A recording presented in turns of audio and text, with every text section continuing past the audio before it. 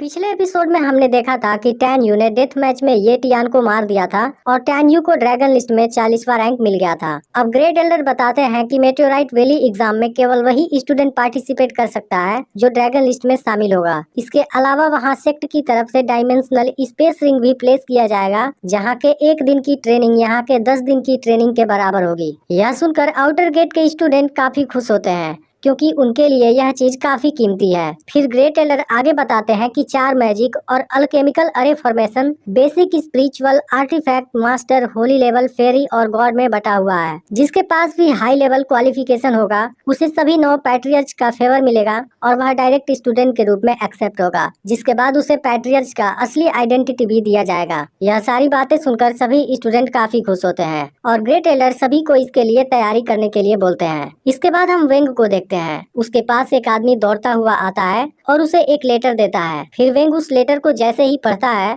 वह तुरंत ही tan you पर गुस्सा हो जाता है, क्योंकि असल में वह लेटर वेंग के कजिन क्वांजी के मौत के बारे में था, जिसे टैन यू ने सेक्ट के सिलेक्शन कंपटीशन में मार दिया था। अब वेंग तुरंत ही टैन यू को सामने से घेर लेता है और उसके गुस्से को देख टैन यू पूरी बात समझ जाता है। इसके बाद वेंग टैन यू को लाइफ एंड डेथ एरिना में चैलेंज करता है। तब इस पर टैन यू कह देता है कि मुझे चैलेंज करने वाले तुम कौन होते हो। यह सुनते ही वेंग और भी गुस्सा हो जाता है। इसके बाद वह टैन यू पर अटैक करने जाता है, लेकिन टैन यू उसके अटैक का सामना कर लेता है। फिर वह कहता है कि ड्रैगन लिस्ट में तुम्हारी रैंक 9 है, लेकिन मुझे तुम्हारी पावर कुछ खास नहीं लगी। अब तुमने अपने जीवन की सबसे बड़ी भूल कर दी है, इसलिए मेटेओराइट वैली एग्जाम में मरने के लिए तैयार रहना। इस पर वेंग भी टैन यू को दर्दनाक मौत देने की धमकी देता है और वहाँ से चला जाता है। फिर मेंगई टैन यू से वेंग के पावर के बारे में पूछती है। तब टैन यू बताता है कि वेंग मुझसे बहुत पावरफुल है। इस पर मेंगई कहती है कि तुम्हें तुरंत ही कल्टीवेशन प्रैक्टिस शुरू कर देनी चाहिए। अब मैं भी कुछ समय बाद फीटल सोल रिल्म के लेवल पर पहुंच जाऊंगी और हर कदम पर तुम्हें प्रोटेक्ट करूंगी। दूसरी तरफ सियाओ अपने मदर की आखिरी निशानी टूटने की वजह से काफी रो रही है।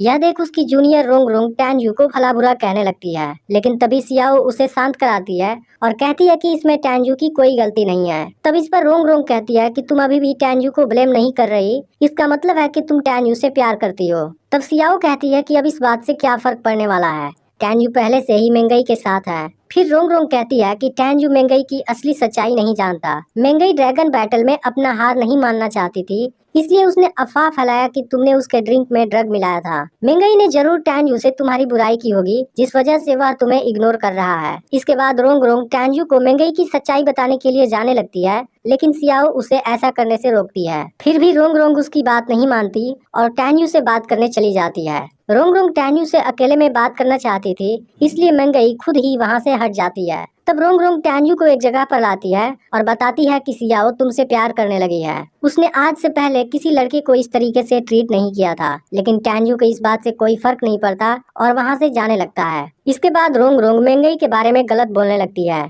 जिसे सुनकर टैन यू काफी गुस्सा हो जाता है और उसका गला पकड़ लेता है। वह कहता है कि अगर तुमने फिर से मेंगई के बारे में कुछ बोला तो तुम्हें यहीं मार दूंगा। तब रोंग रोंग टैन यू को समझाती है कि सियाओ ने ड्रैगन बैटल में मेंगई को कोई भी ड्रग नहीं दिया था। मैं सियाओ के बारे में अच्छे से जानती हूँ, वह ऐसी इंसान नहीं है। रोंग रोंग बताती है कि सियाओ टियान सियाओ माउंटेन के पास रहने वाली एक गरीब लड़की थी, जो एक एल्डर को भूख से तड़पती हुई मिली थी और उन्होंने ही सियाओ को सेक्ट में लाया था, जहाँ मैं और लियू रुलोंग उसके साथ रहते हैं और वह एक अच्छे दिल वाली इंसान है। तुमने जब से उसकी जान बचाई है वह तुमसे प्यार करने लगी है। यह सुनकर टैन यू थोड़ा सा हैरान हो जाता है। इसके बाद टैन यू रोंग रोंग को लियू रुलोंग के साथ अपनी दुश्मनी के बारे में बताता है, जिसके वजह से वह सियाओ से दूर ही रहना चाहता है। फिर टैन यू कहता है कि अगर सियाओ हमारे झगड़े के बीच में नहीं आएगी तब मैं उसके साथ बिताए हुए पल को जरूर याद रखूंगा। इसके बाद टैन यू यहाँ से चला जाता है। जब सियाओ को इस बारे में पता चलता है तब सियाओ और ज्यादा दुखी हो जाती है। वहीं आज टैन यू ने अपने हाथों से डिनर बनाया होता है,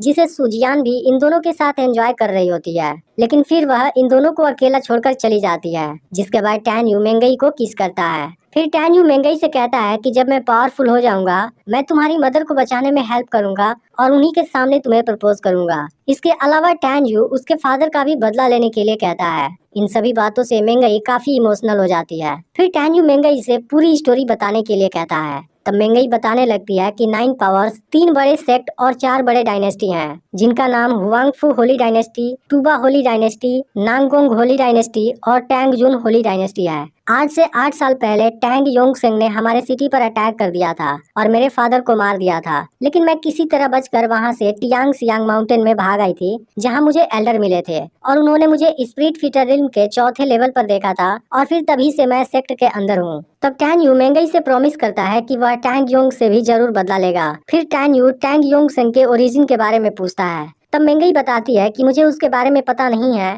लेकिन मेरे फादर ने मरने से पहले 2 एंशिएंट वर्ड बोला था। फिर मेंगई बताती है कि टैंग योंग सेंग से बदला लेना इतना आसान नहीं है। अगर हम सेक्ट की पूरी पावर भी लगा देंगे तब भी टैंग जुन होली डायनेस्टी डिस्ट्रॉय नहीं होगा। इस पर टैन यू कहता है कि तुम उस पर यकीन करो, चाहे तुम्हारा दुश्मन कितना भी पावरफुल क्यों ना हो, मैं उसको बर्बाद कर दूंगा। इसके बाद मेंगई टैन यू को अपने दुश्मन की पेंटिंग देती है और फिर टैन यू मेंगई को किस करता है। इधर लिंग हू अपने लोगों से बताता है कि मेटेओराइट वैली का क्वालिफिकेशन एग्जाम 2 साल तक चलेगा, जिसमें टैन यू को फीटल सोल रिम के लेवल तक पहुंचने के लिए कम से कम 4 महीना लगेगा, लेकिन तुम सभी इस लेवल के बहुत करीब हो, इसलिए तुम्हें वहां पहुंचने में केवल 2 से 3 महीने का समय लगेगा, जिसके बाद तुम बहुत आसानी से उसे मार दोगे और इसके लिए मैं तुम्हें बहुत अच्छा इनाम दूंगा। दूसरी तरफ टैन यू को मारने के लिए लिू रुलोंग और वेंग म्यूरोन कुन से मिल गए हैं। फिर म्यूरोन कुन अपने लोगों से कहता है कि टैन यू को मारने के लिए 10 मिलियन, सुजियान को मारने के लिए 3 मिलियन और मेंगई को जिंदा पकड़ने के लिए 10 मिलियन लो ग्रेड वाली स्प्रिट स्टोन मिलेगा। अब अगले दिन ग्रेट एल्डर सभी को एक मैप देते हैं, जिसमें मेटेओराइट वैली के एग्जाम एरिया का मैप होता है। वह बताते हैं कि एग्जाम एरिया एक हाई लेवल वाली फॉर्मेशन सर्किल से घिरा हुआ है, इसलिए तुम सभी फॉर्मेशन के अंदर ही रहने की कोशिश करना, क्योंकि उसके बाहर तीसरे लेवल वाले खतरनाक मॉन्स्टर मिल सकते हैं। तभी टैन यू ग्रेट एल्डर से पूछता है कि क्या आपको कभी उस एग्जाम एरिया से ड्रैगन गॉड का अवशेष मिला, जिस पर ग्रेट एल्डर कहते हैं कि मेटेओराइट वैली टियानफा कॉन्टिनेंट की गहराइयों में है। हमारे लोग हजारों साल से उसे खोजने की कोशिश कर रहे हैं, क्योंकि उसके मिलने पर हमारे एंसेस्टर की पावर रिकवर हो जाएगी और हमारा सेक्ट फिर से पावरफुल हो जाएगा। अब टैन यू समझ जाता है कि ड्रैगन गॉड और दोनों ड्रैगन डीमन के अवशेष फॉर्मेशन के बाहर ही मिलेंगे। तभी मेंगई बताती है कि एग्जाम एरिया 5 हिस्सों में डिवाइड है, जिनका नाम sunset forest, ancient barren valley, Yiwang lake temple, Xiongsen god palace और रुइंस सिटी है। मेंगई बताती है कि टाइम टनल हमें मेटेओराइट वैली में अलग अलग जगह पर भेजेगी। तब टैन यू मेंगई से सनसेट फॉरेस्ट में मिलने के लिए डिसाइड करता है। तभी ग्रेट एल्डर बताते हैं कि टाइम एंड स्पेस टावर इन 2 सालों में केवल 1 महीने के लिए खुलेगा, इसलिए वहाँ पर ट्रेजर के लिए लड़ने के बजाय तुम लोग साथ रहने की कोशिश करना। इसके बाद great Elder teleportation formation activate कर देते हैं और सभी को टाइम टनल की दीवार छूने से मना करते हैं। अब कुछ समय बाद सभी स्टूडेंट मेटेओराइट वैली में टेलीपोर्ट हो जाते हैं और टैन यू भी एंशिएंट बैरन वैली में एक जगह पर आ जाता है, जहां से सनसेट फॉरेस्ट में जाने के लिए उसे इवांगलिक टेम्पल और सियोंगसेन गॉड पैलेस को क्रॉस करना होगा। तभी उस जगह टैन यू मिरोन कुन के 2 लोगों को देख लेता है और दोनों टैन यू से बचकर भागने की कोशिश करते हैं, लेकिन टैन यू दोनों को पकड़ लेता है। फिर उसमें से दूसरा आदमी टैन यू को सुजियान और मेंगई पर रखे गए इनाम के बारे में बता देता है, जिसे सुनते ही टैन यू काफी गुस्सा हो जाता है और उस आदमी को वहीं मार देता है। अब टैन यू समझ गया था कि उसके काफी दुश्मन फीटल सोल रिल्म के लेवल पर पहुंचने वाले हैं, इसलिए वह भी पहले रिफाइनमेंट लेवल पर पहुंचने का डिसाइड करता है, क्योंकि तब टैन यू अपने दुश्मनों का सामना कर सकता है और फिर मेंगई से मिलने सनसेट फॉरेस्ट जाएगा। इसके बाद टैन यू वहीं पर कल्टीवेशन प्रैक्टिस करने लगता है,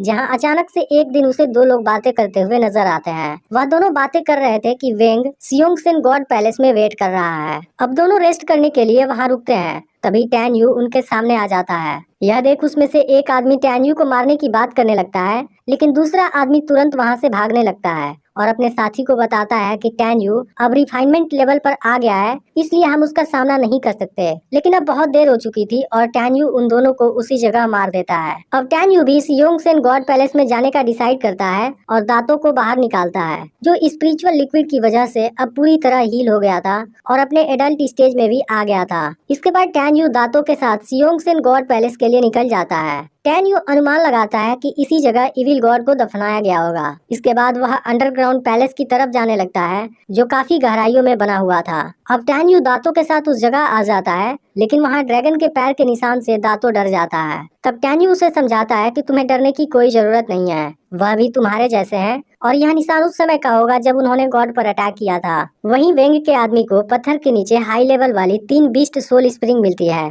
इसलिए वह तुरंत वेंग को इन्फॉर्म करने जाते हैं। लेकिन अब टैन यू भी वहाँ आ गया होता है और इनको देख रहा होता है। वेंग के आदमी बात करते हैं कि हाई लेवल वाली बीस्ट सोल स्प्रिंग बहुत कीमती होती है, जो फीटल सोल फोर्स को बढ़ा देती है। अब इस दौरान टैन यू इनके काफी नजदीक आ जाता है। तभी वेंग भी यहाँ पहुँच जाता है और हाई लेवल वाली तीनों बीस्ट सोल स्प्रिंग को देख काफी खुश हो जाता है। इसके बाद वेंग के आदमी वहां के पत्थर को हटा देते हैं और वेंग जैसे ही बीस्ट सोल स्प्रिंग को लेने जाता है, टैन्यू तुरंत ही उसे वहां से उठा लेता है। अब टैन्यू के इस हरकत से वेंग काफी गुस्सा हो जाता है और उसे मारने की धमकी देने लगता है। अब इसका अगला पार्ट भी कल शाम को अपलोड होने वाला है और इसी के जैसे ही एक और नई सीरीज भी आने वाली है, इसलिए चैनल को सब्सक्राइब करके नोटिफिकेशन को ऑल पर सेट कर लेना।